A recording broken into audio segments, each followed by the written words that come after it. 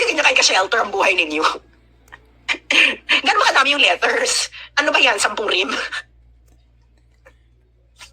So, yan po ang alamat ng heavy luggage. Okay. Ngayon, again, inuulit ko.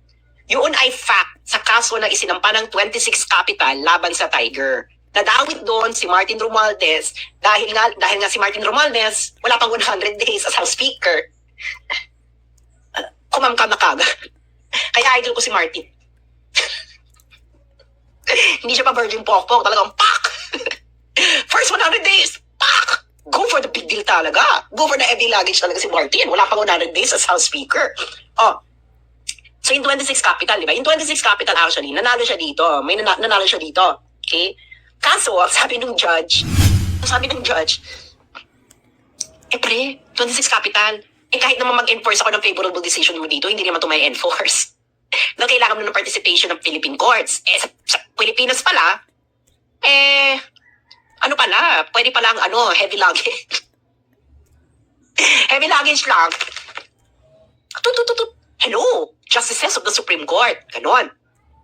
And imagine, nilait kayo ng mga justices sa Pilipinas, nilait kayo ng Amerikanong judge.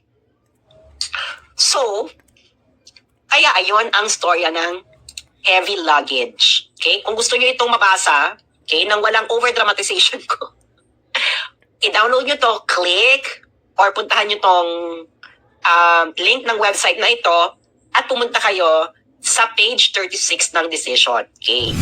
26 Capital, di ba? Yung 26 Capital actually, nanalo siya dito. May nanalo siya dito. Okay? Kaso, sabi ng judge, 26 Capital, alam mo, ito lang mapapayo ko, okay? Kahit hilingin mo ang korte na ito na i-enforce ang aking decision sa Pilipinas, pre, dead man na. Dead man na raw, sabi ng judge sa 26 Capital. Bakit daw dead man na lang? Ito nakakaloka ha, nilait ng judge sa Amerika ang korte sa Pilipinas. Sabi ng judge, ng Amerikanong judge, it reveals that outcomes in the Philippines may turn on political influence and the individuals who orchestrated that bargain are now entrenched on Tiger Sport. Okay, next. Ito kasi, itong ayaw pag-usapan to ng media. Okay? Tagal-tagal lang ayaw ito pag-usapan ng media. Diba? Ito kasing, naalala to, nung sa Zoom meeting ni Sara, may sinabi siyang ganito. Okay? May sinabi siyang ganito. Presidente ka! May speaker ka! Na-involved sa bribery ng Supreme Court justices. May video, may kaso, may witnesses. Hindi mo tinanggal yung speaker mo. Pinabayaan mo siya. Okay. Hindi kasi nabanggit ni Sara, kung ano yung sinasabi niyang yun. Ang sinasabi kasi niya, ni Sara doon, is yung bribery issue ni Martin. Okay? Bribery issue ni House Speaker Martin Romualdez. Oy, Ray, kung tama yung pinagsasabi mo, gumawa ka ng live sa sarili mo. Tingnan natin kung ilang makikinig sa'yo, akla. Ang dami mong ebas. Gumawa ka ng live mo. I-rebat mo itong sinasabi ko dito, kung mali. So, yan po ang alamat ng heavy luggage. Okay.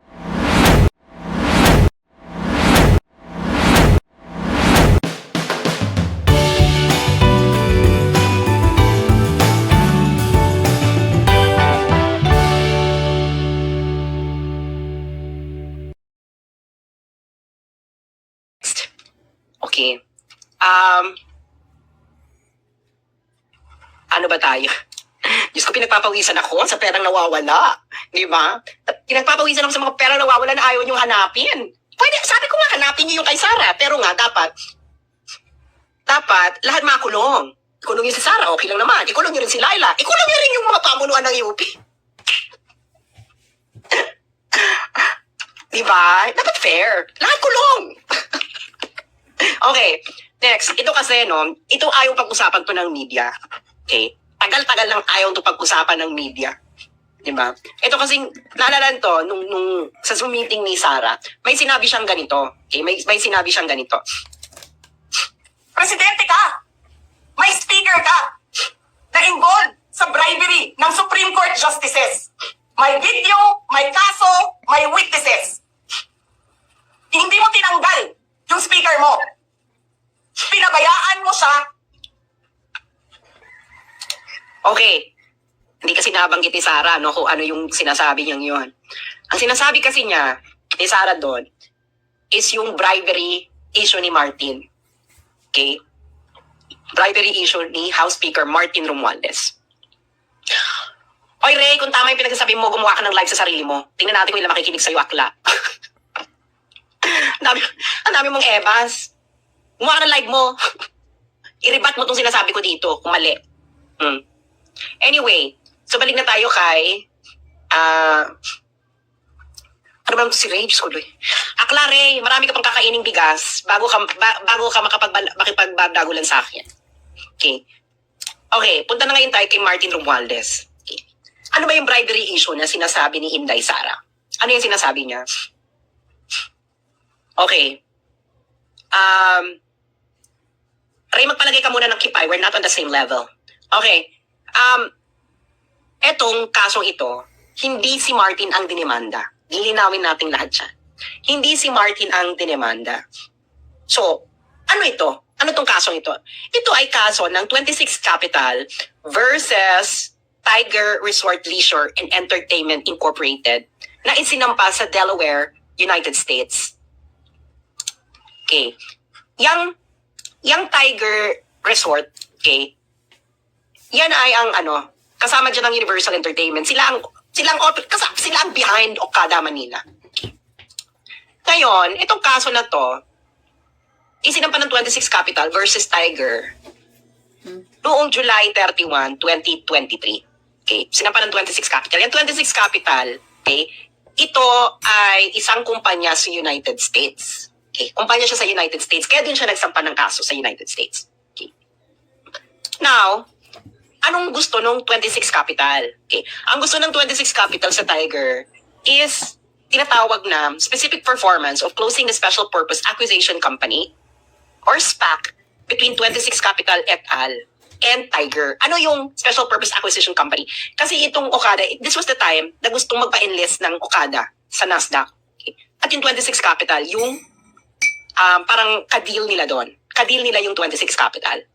Now, hindi natuloy yung deal. Hindi natuloy yung deal. Okay? Ngayon, itong kasi nga nagkagulo sa Okada, is research nila yung kagulo sa Okada noong 2022. Yung 26 Capital, hindi ituloy na natin. Kailangan ituloy ang merger. Okay. Ngayon, ang tanong ng karamihan, ano kinalaman dito ni House Speaker Martin Romualdez? Eto na. Ihimay-hamayin na natin, no? Pakinggan nyo mabuti para kung kayo ay makikipag-debate. Sabi ni Ray, sabi ni Inday, wag sila bakla, pero nung election, pro-LGBT siya. Akla, ibig sabihin ng wag bakla, wag duwag. Huwag ka masyadong sensitive. Wala ka pang kipay. Anyway, so itong 26 Capital versus Tiger, yung 26 Capital, inakusahan niya ang Tiger. Okay? Inakusahan niya ang Tiger na sila ay nag-bribery kay Martin Romualdez para impluwensyahan ang Philippine Supreme Court para makuha uli ng Tiger ang kontrol ng Okada. Kasi nag-aaway ang mga Hapon. May away ang dalawang grupo ng Hapon sa Okada. Okay? Si Okada 1, si Okada 2. Ngayon, yung Supreme Court, parang sa haba-haba ng away nila, napunta kay Okada 1, yung original. Ngayon, si Okada 2, gusto niyang mabawi. Okay? Mabawi. Ay, hindi. Kailangan bawiin. Yan.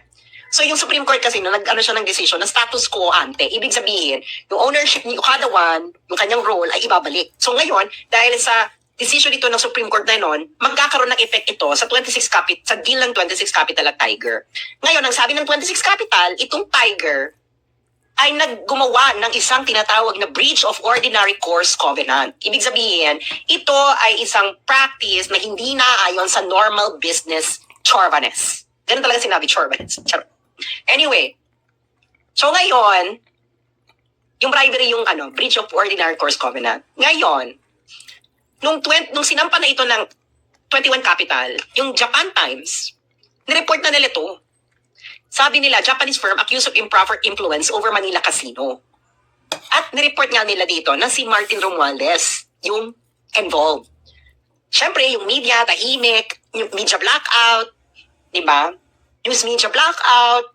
Tapos, nung tinanong si Martin Romualdez, dininay niya, fake news daw ito. Can you imagine, sabi ni Martin Romualdez, fake news ang Japan Times. Okay. So, ano nga ba ang nangyari? Dito tayo mga friendship. Ito na ngayon. Di ba isinampa ng August 25, 2023? Okay? Yung Delaware, okay, nagdesisyon sila noong September 7, 2023. At ang nag-decide ng kaso ay si James Travis Laster, ang Vice Chancellor of the Delaware Court of Chancery. Mada-download ninyo ang desisyon niya by going to this QR code. Picturean nyo na yan. Ngayon kung hindi gumagana yung QR code for some reason, picturean nyo na lang yung website link dyan. At yan ang kopya ng kaso na mada-download nyo mismo mula sa Korte ng Delaware. At ang Delaware po ay nasa bansang Amerika. Yung mga hindi po nakakaalam ng geography ng United States.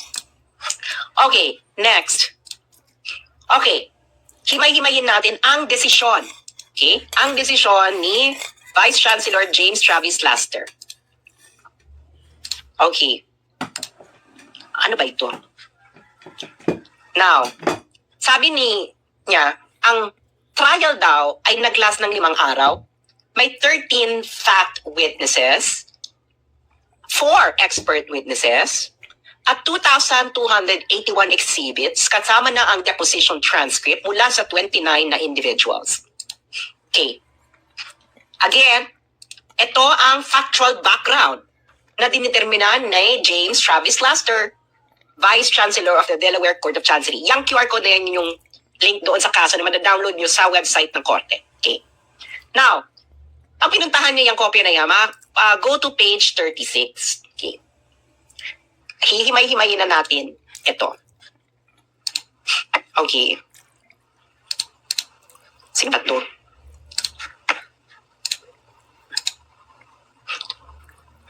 Ano ba ito si Aklang? Diyos ko naman to si Ray. Ray, may Google. Mag-Google ka. Google ka, be. Aral. Ito ngayon si James Travis Laster. Itong sinabi niya. Yung Universal and Casino Corporated initially tried to regain control of the casino. Ang casino dito yung Okada. Casino ko is a substitute name for Tiger. Okay? Gusto daw ng Tiger na ma-regain uli ang control ng Okada, katulad ng sinabi ko sa inyo, using the judicial process. Okay. Ngayon, yung Tiger, nag-file na sila ng emergency motion for reconsideration sa Philippine Supreme Court. Okay? So, final nila yan, pero noong June 9, 2022, pero ang Supreme Court, deadma. Okay? Deadma ang Supreme Court. Okay. So ngayon, noong June 3, 2022, itong si Michelle Lazaro suggested an alternative to the judicial process. Tandaan niyo yung pangalan na Michelle Lazaro. Sabi ni Michelle Lazaro, sa madaling salita, nagsuggest siya sa Okada, sa Tiger, na, ay, mga Mars, may naisip akong ibang paraan. Hindi judicial process. Okay? Kasi itong si Lazaro noon, siya ang director ng Tiger. Okay? Tiger yun yung gustong makakuha uli ng kontrol ng Okada kay Okada 1. Si Okada 1 yung matandang Okada. Si Lazaro, si Michelle Lazaro, corporate secretary siya ng Tiger. At ang isa pang director ng Tiger, si James Lorenzana, ay umiikot daw, moving in elite circle ng Pilipinas. Okay? Ngayon, okay? Itong si Michelle Lazaro, sabi ng judge yung nagsabi nito, after assessing evidence, si Michelle Lazaro ay nag-email sa isang nagngangalang Asano, hapon ito, at Takeuchi. Okay? At isa pang Universal Director. Universal Director, ito yung parent company ng Okada.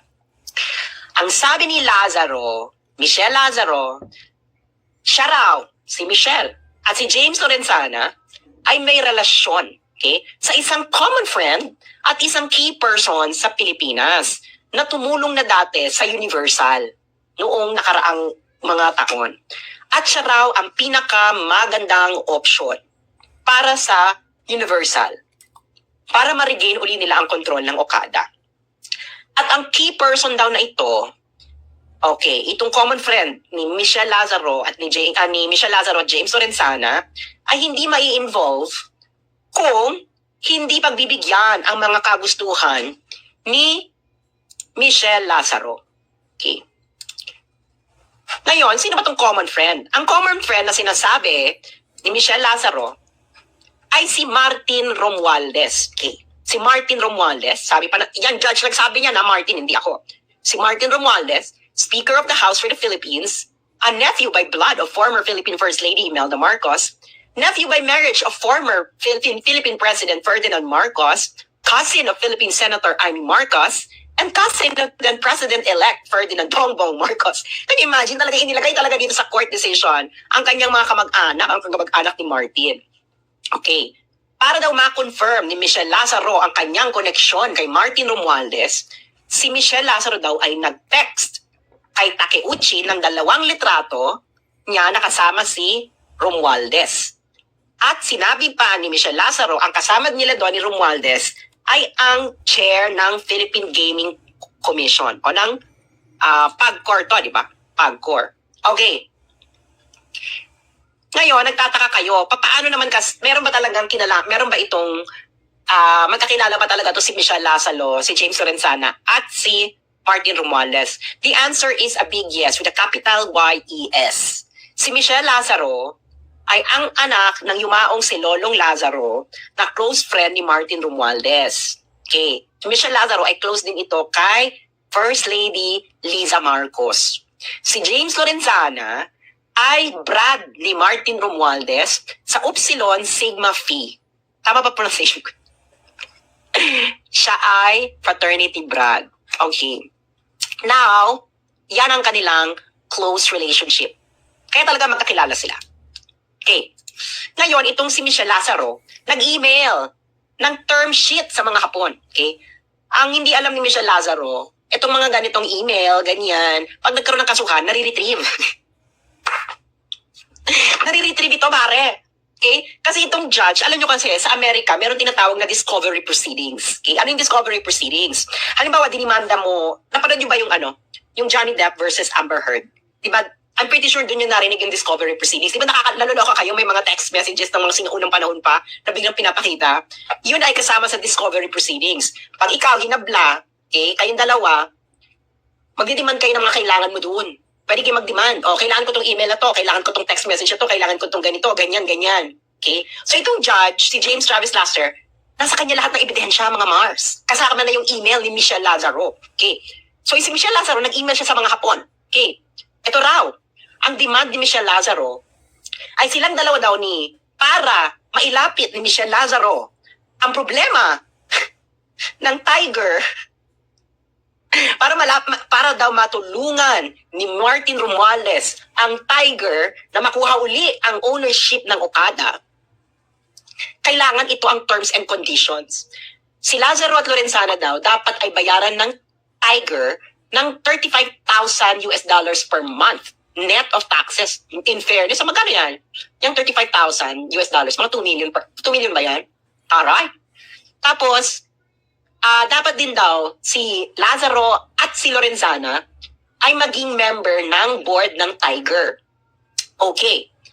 At dapat yung committee key officer daw ng Okada ay dapat daw isang nagngangalang Yip at Van der Sande. Okay? Kailangan din daw taasan ng kanilang sweldo. Ganyan. So yun ang mga conditions. Okay? So yung mga nakikita yung JX656, yan ang link doon sa evidence. Evidentiary support. Yung email mismo. So ngayon, itong si Fujimoto, okay, pinirmahan niya yan. Executive yan ng Universal. Pinirmahan niya yan. Ayan, nandyan. Nakita yung JX656, yan ang reference sa evidence na sinabmit sa korte sa Delaware. Kaya nga sabi ko sa inyo, punta kayo ng Delaware, kunin nyo lahat ng copy ng ebidensya. Okay. Ngayon, kasama daw sa plano, di ba yun yung terms, no?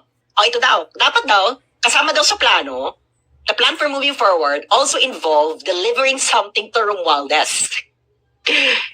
Ang gagawin daw, the head of Universal's overseas operations would make a business trip to the Philippines carrying heavy luggage. That included an item for number 2. Okay. Ang evidentiary support nila dyan ay yung JX725 at 4. Nandun yung lahat ng ebidensya nasa Delaware, nasa korte. Ngayon, pagkatapos mag-arrive ng item kay number 2, also known as Martin Romualdez, then a different senior Universal executive would set up an interview with Martin. Okay. Yun ang eksena. Okay. Ngayon yung Asano, yung isang Hapon, sinabi niya na since nakip na nila ang promise nila kay number 2, ito yung heavy luggage delivery, dapat si Martin ay gawin niya ang kanyang part of the deal. Okay. O, hindi natin ito papasahin kasi itong si Adder, ito yung kasama ng 26 Capital. Naalala niyo, ibabalik ko lang, explain ko lang ito ng maliit. Na, kasi itong si Adder ng 26 Capital, ang kiniklaim niya, hindi niya alam itong dodgy deal. Hindi niya to alam, hindi niya alam itong heavy luggage deal. Kaya sinasabi niya na kamalian ito ng Tiger. Eh sabi ng korte, paano hindi mo alam 26 Capital? Eh may email kang natanggap. May email kang natanggap, 26 Capital. At ang text pala, may text kang email na natanggap nang sinabi na kukunin ng Universal Entertainment ang suporta ng isang very high level of the Philippine government with compensation of the arrangement all tied to taking back control of the casino. So yung 26 Capital, sabi ng judge, huwag kang etsosera na hindi mo alam na ibabribe nila si Martin Romualdez kasi in-inform ka via email na yun ang gagawin. Okay. So ayan, so sabi ng judge, ayan malino na malino sa ebidensya. So yung link dun sa ebidensya, ng email na yon is JX647. Okay? Okay. Now, eto na. Okay.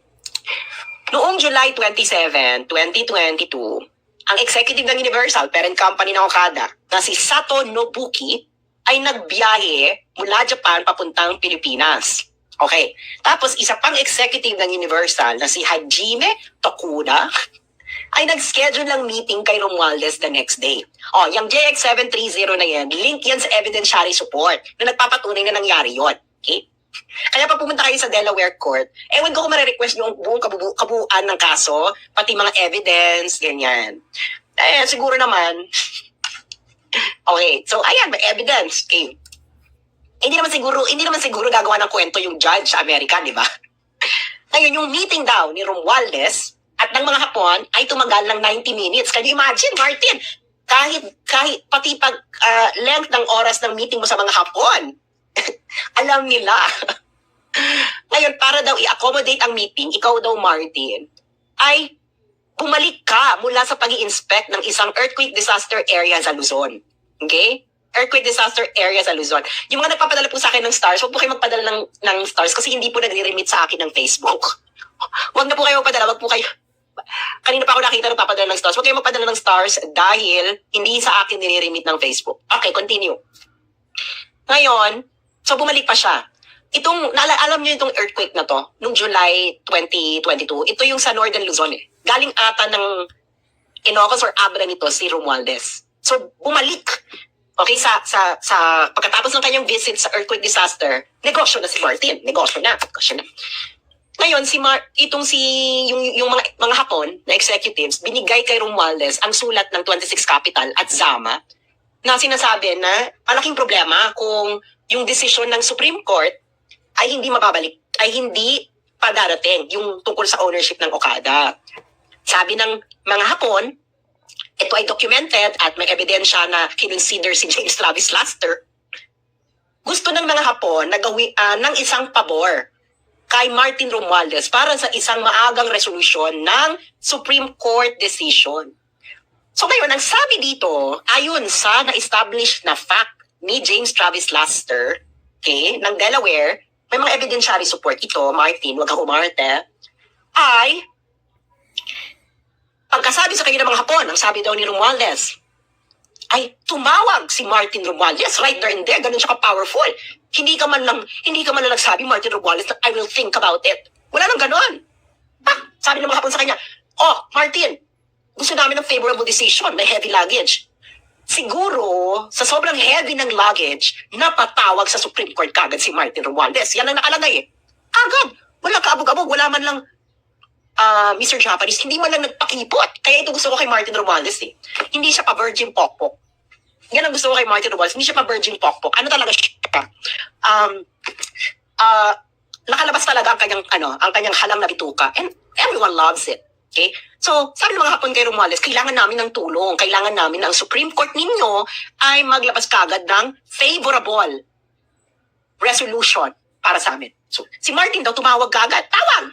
Hello, Supreme Court! Can you imagine?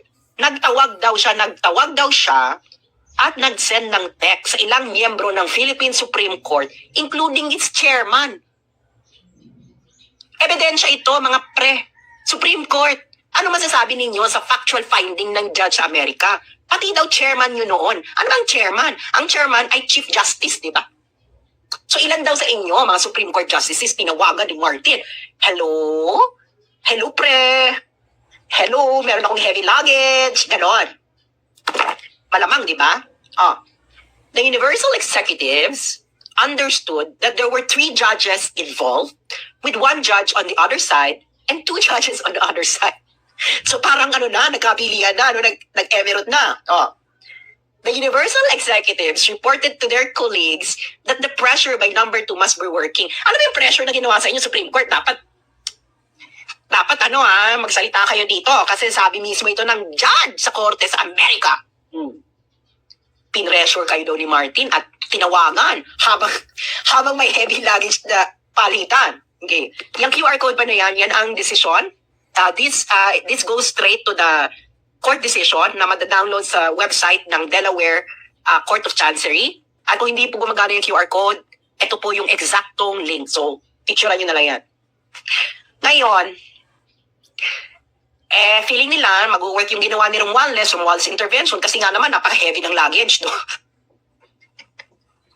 So ngayon yung 26 Capital at yung Tiger, nag-go ahead na, Olga, let's do it. Let's close the deal na kasi natulungan na tayo ni Martin Romualdez na pag-pressure ng Supreme Court ng Pilipinas. Di ba?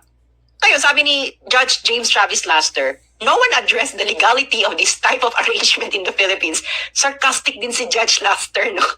Sabi niya, no one addressed the legality of this type of arrangement in the Philippines.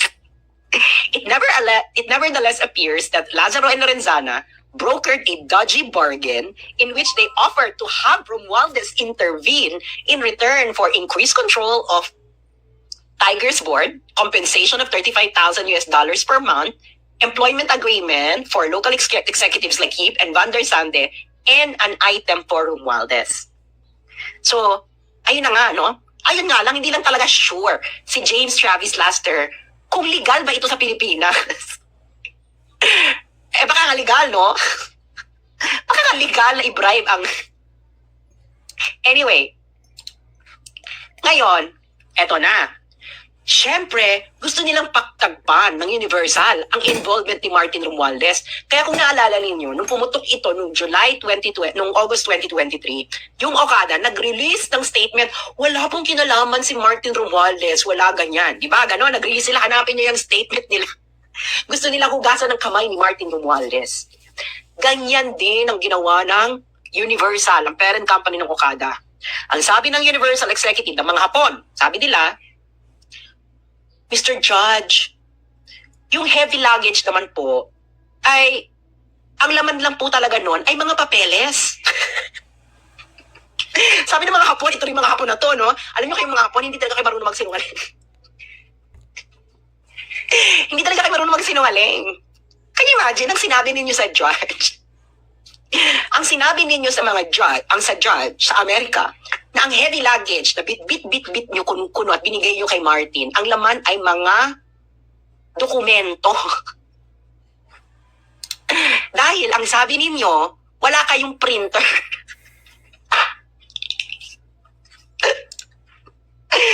Mga baka... Wala kayong printer. So kaya ang sinabi ninyo... Kayo talaga mga Hapon, hindi kayo marunong magsinungaling. No, napaka-honest ng tao, kahit yung kayo hindi kayo marunong magsinungaling. Sabi niyo sa judge sa Amerika, na ang dala-dala ninyong heavy luggage, ang laman ay dokumento dahil wala kayong printer. Kaya, yung mga Hapon sa Japan, nag-print ng dokumento sa Japan at bumiyay ng Pilipinas para ibigay ang mga dokumentong ipinrint nyo sa Japan dahil wala kayong printer sa Pilipinas.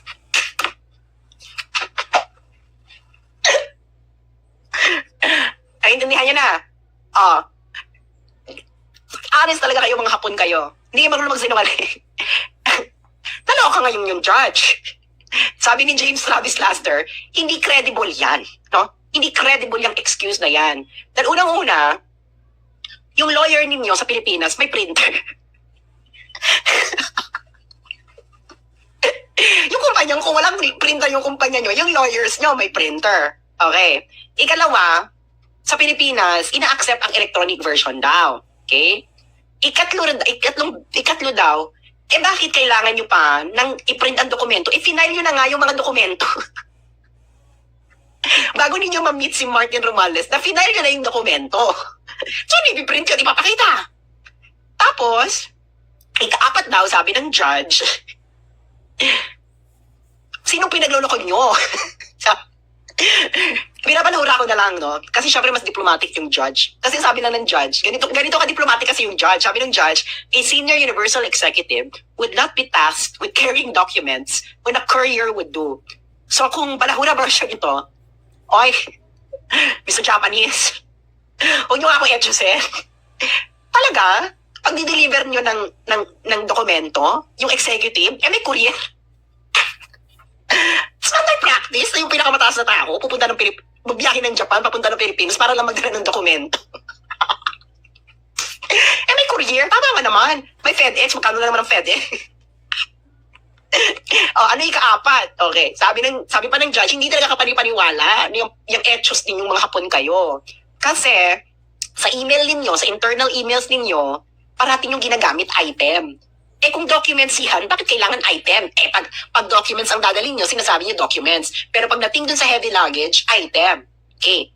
Tama nga naman, di ba?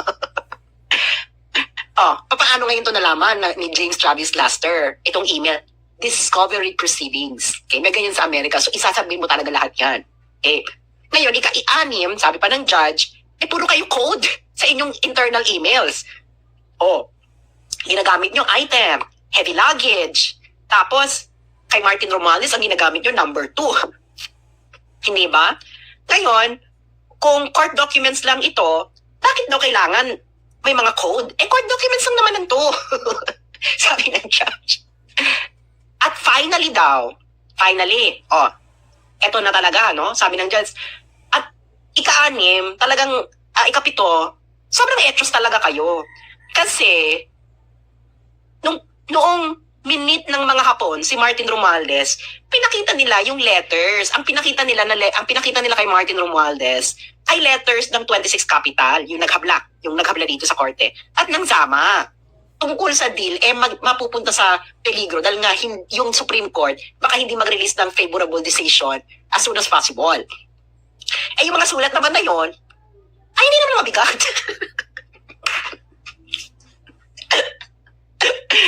So kaya ang sabi ni Judge Travis Laster, kaya huwag nyo akong etchusin. Yung heavy luggage na yan ay bribery. Ngayon, kung magkano ang laman, magkano ang bribery ninyo, ay baka malaman na lang natin ito mula sa mga Hapon mismo. Honest naman sila. Baka may lumabas na lang dyan, Martin, hindi mo alam. Okay. So nakita nyo na, sabi ng judge, huwag mo akong etchusin. Mga Hapon, huwag nyo akong etchusin. Heavy luggage, dala-dala nyo lang dun sa luggage letters. Ano ba kayo, ganyan kayo ka-shelter ang buhay ninyo? Gano'n ba kadami yung letters? Ano ba yan, 10 rim? So yan po ang alamat ng heavy luggage. Okay, ngayon, again, inuulit ko, yun ay fact sa kaso na isinampa ng 26 Capital laban sa Tiger. Nadawit doon si Martin Romualdez dahil nga si Martin Romualdez wala pang 100 days as House Speaker. Kumamkam na kagad. Kaya idol ko si Martin. Hindi siya pa virgin pokpok. Talagang pak! First 100 days, pak! Go for the big deal talaga. Go for the heavy luggage talaga si Martin. Wala pang 100 days as House Speaker. So yung 26 Capital, di ba? Yung 26 Capital actually, nanalo siya dito. Nanalo siya dito. Okay? Kaso, sabi nung judge, 26 Capital, alam mo, ito lang mapapayo ko, okay? Kahit hilingin mo ang korte na ito na i-enforce ang aking decision sa Pilipinas, pre, dead man na. Dead man na raw, sabi ng judge sa 26 Capital. Bakit daw dead man na lang? Ito nakakaloka ha, nilait ng judge at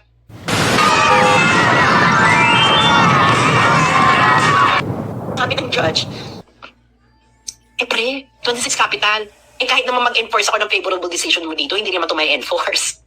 Dahil kailangan mo ng participation ng Philippine courts. Sa Pilipinas pala, ano pala, pwede pala ang heavy luggage. Heavy luggage lang. Hello, justices of the Supreme Court. Ganon. Can you imagine, nilait kayo ng mga justices sa Pilipinas, nilait kayo ng Amerikanong judge.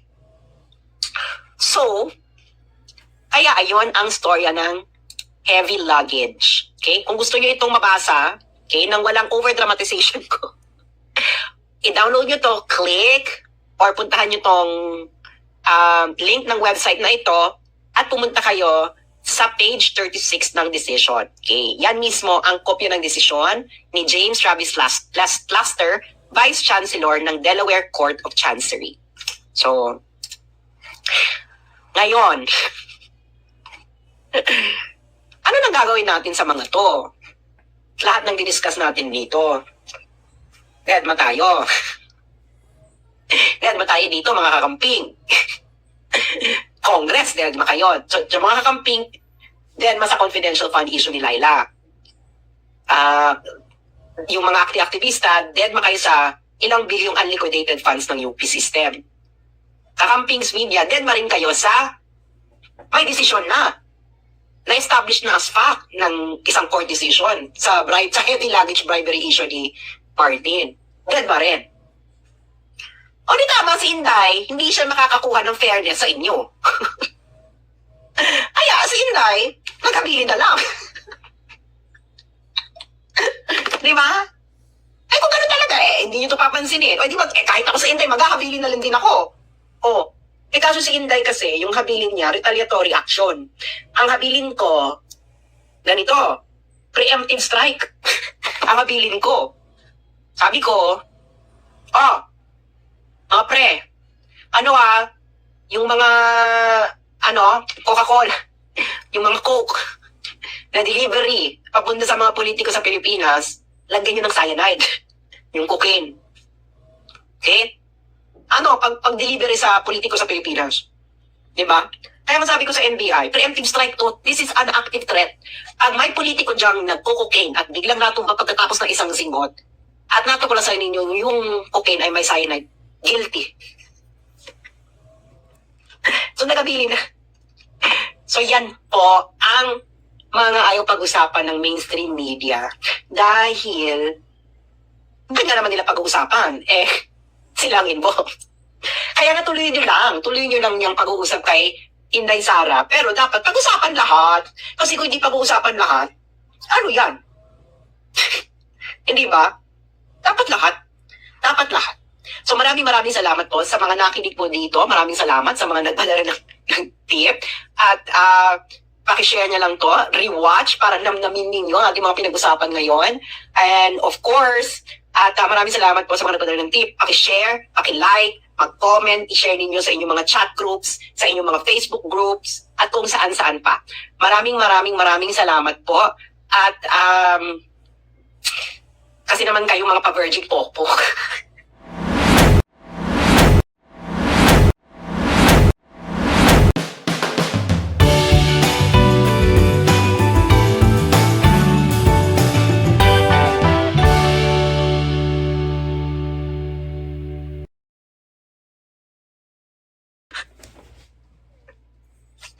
So yan po ang alamat ng heavy luggage.